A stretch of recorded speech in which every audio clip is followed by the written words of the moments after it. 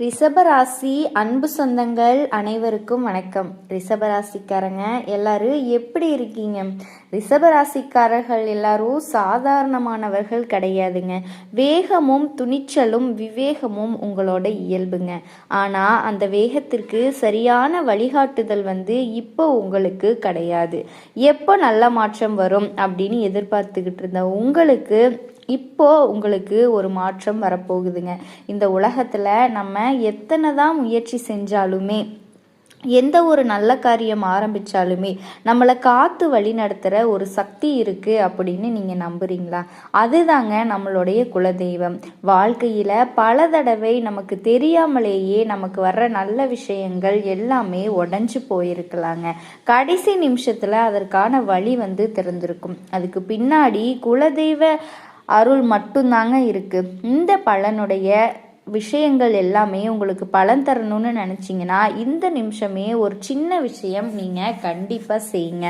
உங்கள் குலதெய்வத்தோட பேரை கமெண்ட்டில் எழுதுங்க. கண்டிப்பாக மனசார நான் நினச்சது எல்லாமே நடக்கணும் அப்படின்னு நம்பிக்கையோடு எழுதுங்க.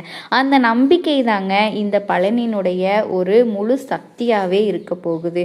உங்கள் குலதெய்வத்தை மனசில் நினச்சிக்கிட்டு இன்னைக்கு ராசி பலனுக்குள்ளே நுழையலாங்களா?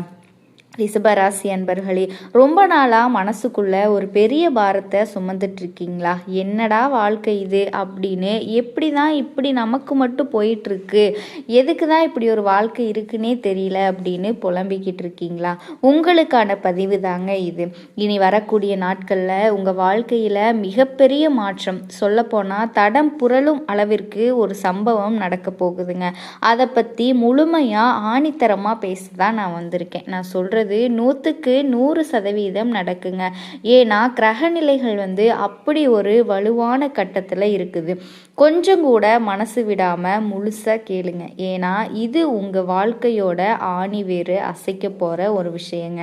ரிஷபராசிக்காரர்களை பொறுத்த வரைக்கும் உங்களை மாதிரி ஒரு நல்ல மனசு யாருக்குமே வராது. யார் என்ன கேட்டாலும் என்ன செஞ்சு கொடுக்கறது அப்படிங்கிறது உங்களுக்கு நிகர் நீங்கள் தாங்க. ஆனால் உங்களுக்கு கிடைச்சது என்னமோ ஏமாற்றமும் அவமானமும் மட்டும்தாங்க. உங்கள் கூடவே இருந்து உங்கள் தோள் மேலேயே கை போட்டு உங்கள் தட்டிலேயே சாப்பிட்டு உங்களுக்கே குழிப்பறிக்கிற ஆட்கள் தான் இப்போ உங்களுக்கு அதிகமாக இருக்காங்க.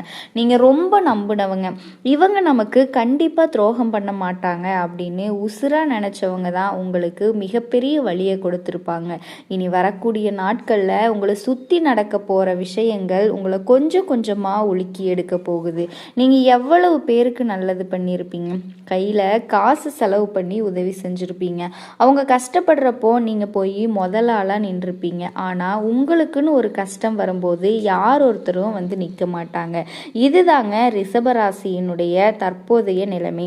கிரகங்களினுடைய சஞ்சாரம் இப்போ உங்களுக்கு சாதகமாக இல்லை அப்படின்னு நினைக்கலாங்க. ஆனால் உண்மை என்னன்னா, யார் நல்லவங்க யார் கெட்டவங்கன்னு உங்களுக்கு அடையாளம் காட்டுற நேரமாக தான் இனி வரக்கூடிய நாட்கள் இருக்குது. ஒரு பெரிய விஷயம், ஒரு பெரிய துரோகம் உங்கள் முதுகுக்கு பின்னாடி நடந்துக்கிட்டு இருக்குங்க. இது உங்கள் வெளியிலேயே இருக்கலாம், உங்கள் குடும்பத்திலேயே இருக்கலாம், இல்லை நீங்கள் வேலை செய்கிற இடத்துலையே இருக்கலாம், இல்லைனா தொழிலில் உங்கள் கூட்டாளியாக கூட இருக்கலாம். இதுவும் ஒரு நாள் காலையில் எந்திரிக்கும் போதும், அதாவது நாளைக்கு காலையில் எந்திரிக்கும் போது இது எல்லாமே தலைகீராக மாறினா எப்படி இருக்கும், அந்த மாதிரி ஒரு அதிர்ச்சி தாங்க உங்களுக்கு காத்துக்கிட்டு இருக்கு. ஆனால் பயப்பட வேண்டாம். முன்கூட்டியே இதை நம்ம தெரிஞ்சுக்கிட்டோன்னா உஷாராக இருந்துக்கலாம் இல்லையா? அதுக்கு தாங்க இந்த எச்சரிக்கை. உங்கள் பணத்தை உறிஞ்சுறதுக்கும் உங்கள் உழைப்பை தோன்றதுக்கும் நிறைய பேர் காத்துக்கிட்டு இருக்காங்க. ரொம்பவுமே இனிமையாக பேசி உங்கள் மனசை மாற்றுவாங்க. நீங்களும் அவங்க வலையில் ரொம்ப ஈஸியாக விழுந்துருவீங்க. ஆனால் இனி வரக்கூடிய நாட்களில் அவங்களினுடைய நிஜ முகம் உங்களுக்கு வெளிப்படையாக தெரிய வரும். நீங்கள் மனசளவில் ரொம்ப உடஞ்சி போயிடுவீங்க. அதை தவிர்க்கத்தாங்க இப்போவே உங்களை எச்சரிக்கைப்படுத்துகிறேங்க. ரிஷபராசிக்காரங்களோட சுக்கிரன் இப்போ இருக்கிற நிலைமையும் கேதுவோட ஆக்கிரமமும் உங்களுக்கு ஒரு சில குழப்பங்களை கொடுத்துக்கிட்டே தாங்க இருக்கும். ராத்திரியில் சரியாக தூக்கம் வராது. எப்போ பார்த்தாலும் ஒரு இனம் புரியாத பயம் நெஞ்சுக்குள்ளே இருந்துக்கிட்டே இருக்கும். நாளைக்கு என்ன ஆகுமோ, நம்ம குடும்பத்தோட எதிர்காலம் என்ன ஆகுமோ அப்படிங்கிற ஒரு கவலை உங்களை அடிச்சுக்கிட்டே தாங்க இருக்கும். இந்த நேரத்தில் தான் அந்த ஒரு துரோகம் நடக்க போகுது. உங்களை சுற்றி ஒரு சதிவலை உங்கள் நேர்த்தியாக எண்ணப்படுதுங்க. உங்களை அவங்க பயன்படுத்தி உங்களையே கீழே தள்ள ஒருத்தர் திட்டம் போடுறாரு. அவர் யார்? அவரை எப்படி நீங்கள் அடையாளம் கண்டுபிடிக்கிறது? அவர் செய்ய போகிற காரியத்திலிருந்து உங்களை எப்படி தற்காத்துக்கிறது அப்படிங்கிறது தாங்க இப்போ ரொம்ப முக்கியம். நீங்கள் யாருக்கும் எந்த கெடுதலும் நினைக்காதவங்க, நம்ம உண்டு நம்ம வேலை உண்டுன்னு போகிறவங்க. ஆனால் உங்கள் வளர்ச்சி பொறுக்காத சில கண்கள் உங்களையும் விட்டுட்டு இருக்க, உங்களையும் உங்ககிட்ட பாசமாக பழகிற மாதிரி நடிப்பாங்க, ரொம்ப நெருக்கமாக உறவு கொண்டாடுவாங்க. ஆனால் உள்ளுக்குள்ள ஒரு விஷயத்த வச்சுக்கிட்டு உங்ககிட்ட சிரித்து பேசுவாங்க. உங்களுக்கு பின்னாடி இருக்கிற சதியை நீங்கள் உணரும் போதே காலம் நிச்சயமாக கடந்து போயிருக்குங்க. இது வெறும் செய்தி கிடையாதுங்க. அது உங்கள் வாழ்க்கையில் மிகப்பெரிய திருப்பு முனையை ஏற்படுத்தக்கூடிய நாட்களுங்க. இனி வரக்கூடிய நாட்களில் நீங்கள் சந்திக்க போகிற அந்த துரோகத்திலிருந்து தப்பிக்கணும் அப்படின்னா உங்கள் மனசை நீங்கள் இரும்பாக்கிக்கிட்டு தாங்க ஆகணும். புகழ்ச்சிகளுக்கு இடம் கொடுக்காம புத்தியை கூர்மையாக்க வேண்டிய நேரம் இது. உங்களுடைய மௌனம் தாங்க உங்களுக்கு நியாயத்தை கொடுக்கணும். குறிப்பாக இந்த நேரத்தில் எந்த ஒரு விஷயத்தில் நீங்கள் ரொம்ப கவனமாக இருக்கணும். யாரோ ரொம்ப கஷ்டப்படுறாங்களே அப்படின்னு மனசு இறங்கி கொடுக்குற பணம் கண்டிப்பாக திரும்பி வராது. அது மட்டுமல்ல, நீங்கள் கொடுத்த பணத்தை திருப்பி கேட்கும்போது நீங்கள் தான் அவங்களுக்கு மிகப்பெரிய எதிரியாக தெரிவிங்க. ஜாமீன் கையெழுத்து போடுறது, யாருக்காவது பணம் கொடுக்கறது, இந்த மாதிரி வேலைகளை இனி வரக்கூடிய நாட்களில் மூட்டை கட்டி வச்சிருங்க. ஏன்னா உங்கள் நல்ல மனசை பயன்படுத்தி உங்களை கடங்காரனாக்க ஒரு கூட்டம் காத்துக்கிட்டு இருக்குங்க. நீங்கள் கஷ்டப்பட்டு ரத்தம் சிந்தி சம்பாரிச்ச பணத்தை எவனோ ஒருத்தர் அனுபவிக்க நீங்கள் ஏங்க இடம் கொடுக்கணும்? கொஞ்சம் சிந்திக்க வேண்டிய நேரம் இதுங்க. சொந்த பந்தங்கள் விஷயத்தில் கூட நீங்கள் ரொம்ப கவனமாக இருக்கணுங்க. அந்த நேரம் வந்துருச்சு. உங்களோட முன்னேற்றத்தை பார்த்து வைத்தறிச்சல் படுறவங்க உங்கள் கூடவே தான் இருக்காங்க. உங்கள் குடும்பத்தில் குழப்பத்தை ஏற்படுத்தி கணவன் மனைவிக்கிடையே சண்டை மூட்டி விட்டு அதை பார்த்து ரசிக்க ஒரு சில தீய சக்திகள் வேலை செஞ்சிட்ருக்கு. அங்கங்கே இருந்து அவங்க எங்கிருந்தோ வெளியிலிருந்து வரல, உங்கள் வீட்டு விசேஷங்களில் சிரித்து சிரித்து பேசுகிற அந்த சொந்தக்காரங்க தாங்க இதுக்கு பின்னாடி இருக்காங்க.